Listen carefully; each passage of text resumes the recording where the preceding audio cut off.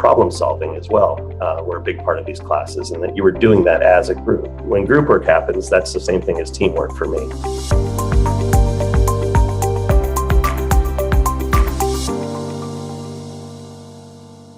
How did Washington State University prepare you for the position that you are in right now? I was a sports management major, but I can remember a lot of group work in class that was incorporated. And it probably wasn't easy to identify at the time, but teamwork, and then it was problem solving as well were a big part of these classes, and that you were doing that as a group. My sports management degree required me to do an internship. So that internship, I was very fortunate enough to be hired at the Seahawks as an intern. This was back in '93. Also been fortunate enough to be here ever since. So that's a great thing. So it's resulted in a really long career. And, I've held multiple roles across multiple departments.